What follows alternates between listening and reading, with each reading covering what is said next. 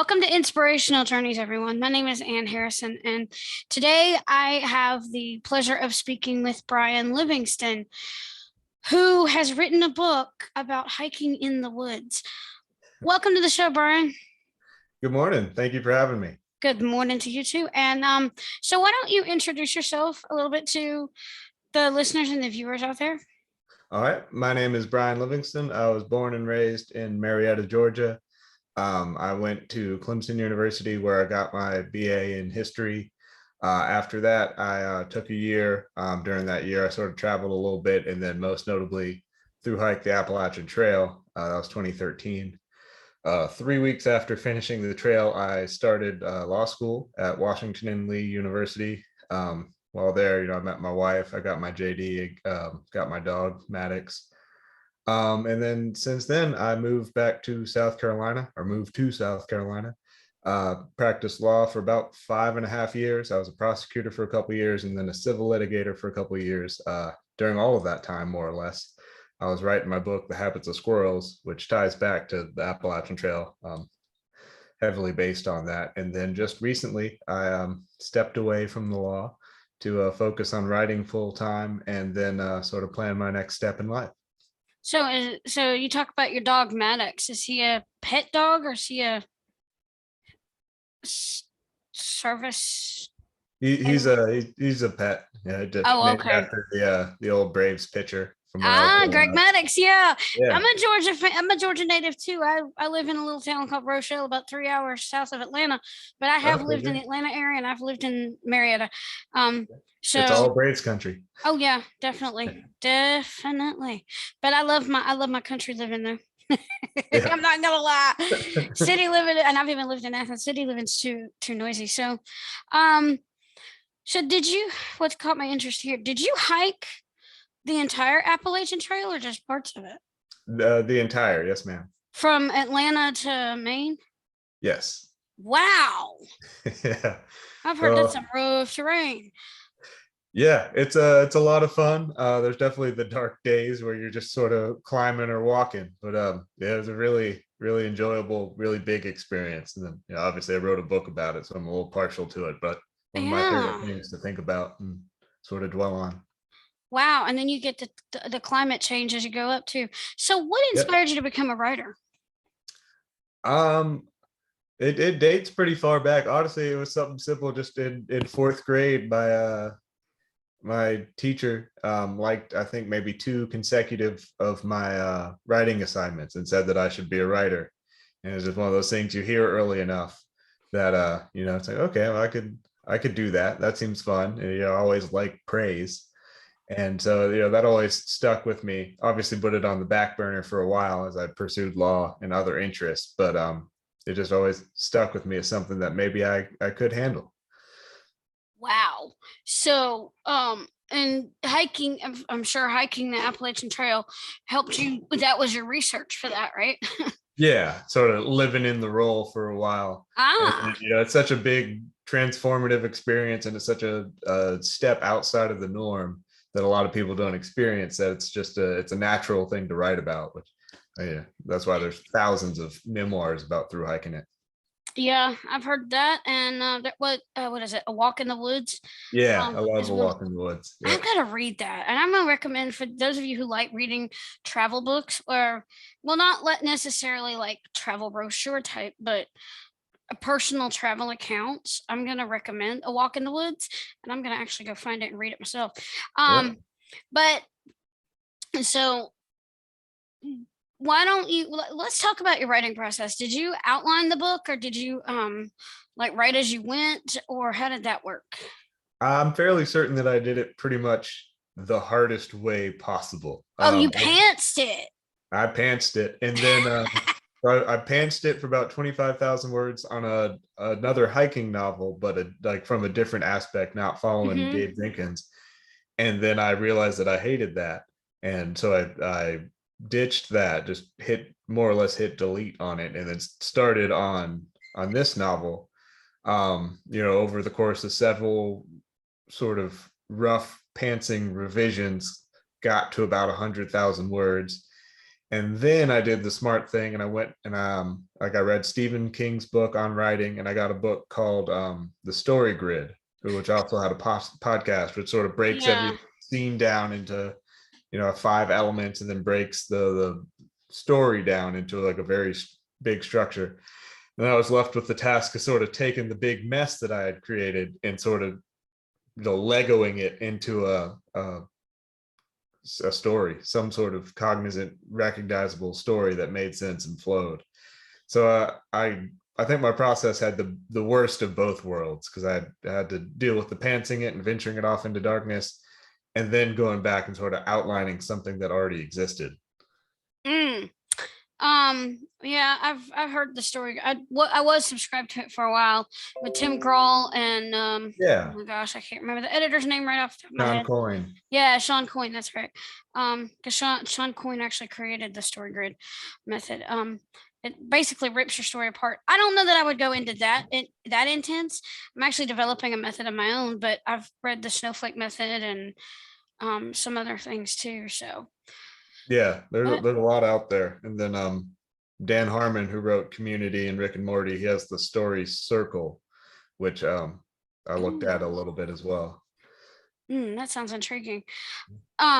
So what was I know you took the hike in the Appalachian Trail, but was there any significant element of that hike or anything that happened in that hike that inspired the novel? I met sort of the inspiration, the first inspiration, I should say, for Gabe Jenkins, Retired Mailman Hiking, because in the Smokies on a really snowy, miserable day where my shoes were sort of deteriorating and everything just sort of hurt, and wasn't fun to be out there. At the end of the day, I got to a shelter, and there was an older man standing there, sort of looking out into the snow with a smile on and being happy. And I sat down and talked to him. And he he was a retired mailman. He had sort of had the Appalachian Trail sort of like pinned to his mirror, for a long time, as sort of his post-retirement treat to himself, big achievement, something to look forward to. And he was just really happy to be out there despite a pretty miserable day. And so that always stuck with me, as just like the retired mailman out there hiking. And a lot of that didn't translate to Gabe. Gabe's not the happiest character at the start. No, he's not. Yeah. So it's kind of hopefully where Gabe ends up, if anything, but definitely not where he starts. I will Um, go ahead. uh, Go ahead. I was just gonna say, I will say that girl, the girl, the I think her trail name was Jezebel. Yeah, Anyway, Jezebel. yeah, when he meets her, she teaches him how to love life. Yeah, yeah. That was a tough thing to do, to show Gabe at the beginning, but not make it so long that it was unreadable, because it's not the most joyous book prior to meeting Jezebel. Yeah, and yeah, that was kind of, and I didn't know, and I know his wife, his Claire was okay with him hiking with her, with Jezebel, but I didn't know if he was gonna he was gonna fall for her, or if she was just gonna leave him, uh, and leave him learning how to love life. Yeah. And then I got to that part. I don't want to spoil it too much. And then I got to that part, and then he meets some of the characters, and it's like, wow. Yeah, yeah. Tried to how do I want to say this? Yeah, it's not he doesn't fall for Jezebel. I think No, that's all right. I've had a yeah, couple readers that say that they had that concern when they were in that part. I And did it's not, too. yeah, it's not that type of book. No, but and I like that, but and I can actually picture him walking through the woods, and then they have to stay in the shelter because of snow and crazy weather. I'm like, ugh, I wouldn't be doing it, but wow. Yeah. Yeah, it's that's all taken from the trail. Some of it didn't happen to me, some of it was just trail stories of other people getting snowed into shelters and stuff like Mm, that. So a lot of the big moments in the Habits of Squirrels are taken from my through hike, or just knowledge of the Appalachian Trail. wow. And I will tell you, That chicken. Ooh, that made my mouth water. Yeah, That- actually, I just went back and read that part too. That makes me hungry. Riding and reading about that chicken and that sauce is like, oh wow. Yeah. Yeah, that was crazy. But anyway, so um is you said this is your first novel. Are you working on some other hiking type novels, or what are you working on next? I'm working on another novel. Yeah, we'll see where it ends up. It's not directly hiking related. But yeah, I've done a couple short stories. Yeah, I do like a bi-weekly newsletter, and some of the short stories from that are hiking short stories or just other expanding on the Habits of Squirrels universe. Um, yeah, Ooh. it's an interesting thing how ideas come to you and where they come from and sort of Mm-hmm. how you end up following them, and then what you actually try to put. Sometimes you get a good idea or what you think is a good idea, and you sit down and you start writing it, and you're like, I don't want to spend any time with this. So it's just Yeah, it's like there's no telling. writing into the void is what I call that, because Yeah, you get started and you end up throwing it out because it's not going anywhere. yeah, yeah. And if Hmm. you don't want to be with it, nobody else will. Exactly. Yeah, So, but I've learned not to dump it because I might be able to use bits and pieces in something else. yeah, yeah. So, do you have any tips that you want to and or takeaways you want to leave the listeners and viewers with?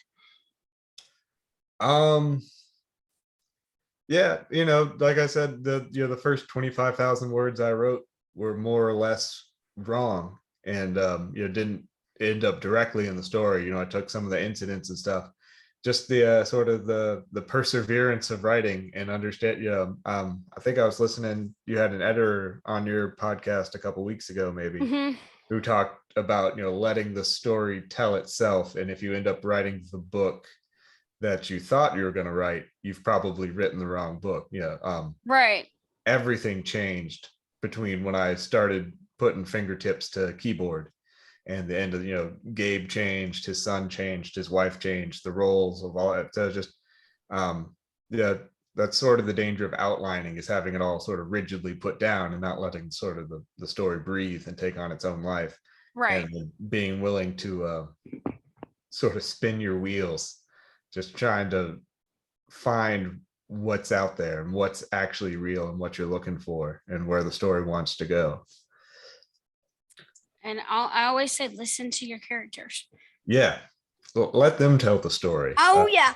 There's nothing more grating or annoying than when you can tell that characters who are just shoved into a story that they have no business being in and are doing things that they would never do. And you can And just then tell that the author's dragging them by the collar. oh yeah. Go ahead. I'm sorry. I, That's it. Yeah. I'm getting a bit I ran. excited because I have had a character, and now her story kind of went flat. But she'll sit there tapping her toe and like, come on, tell my story, tell my story. I got something to tell you. Come on. And then or I do these little crochet toys and their story, they start nudging me, wanting me to tell their story and stuff like that. It's fun. Um, so actually, since we're doing video, do you have the book? Well, I know you said you were on the road. I was just gonna ask if you had the book that if you wanted to hold up the book to show to um the viewers, but I don't have it next to me. I can run up and grab it. okay, I think the cover is probably the best part, so I can be right back down. okay. All right, thanks.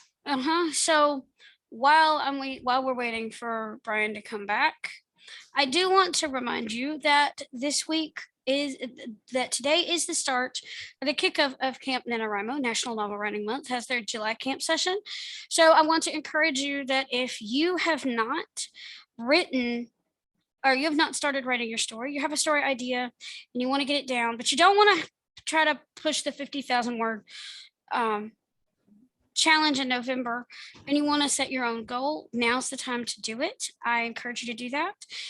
You can revise it. You can work on a revision. You can work on a novel. You can work on a memoir, whatever you want to work on. Personally, I'm going to do my revisions of a children's book that I'm working on called Theodore the Benevolent Bear. So I just wanted to remind you of that while we are waiting for Brian to come back with his book. And I encourage you to go out and read The Habits of Squirrels because, as I said, as I told Brian before we got started recording, I am not quite done with the book, but I love the story. I'm actually feel like I'm taking the hike with him. So if you like these kind of books, the travel books like that, I encourage you to take those books. So, And I'm back. okay, thank you. So anyway, now. Yep, holding up the cover. I guess it Oh, comes up backwards, just the cool. way the screens work. But Okay, yeah, can you describe the cover for those who are listening? yeah. So it's a mountain scene. It's sort of done in a pastel scene. It's got the blue mountains in the back. I got it done by a professional graphic designer, cover artist.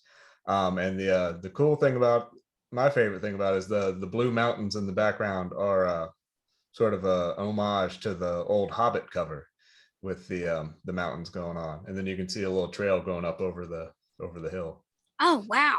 Yeah. That sounds really neat. Um, so did you self-publish this or did you get it? Because it looked like, the way it reads, it looks like it's traditionally published, or did you submit it to a publisher? It's self-published. I very much appreciate you saying it reads like a traditional published novel. I self-published it. I did get a developmental editor, I guess you would call it, who was very, very involved, and sort of help bring the story, tighten it and bring it to where it is, and then just edited as much as I could to try and make the sentences flow and make it, read like a professional novel.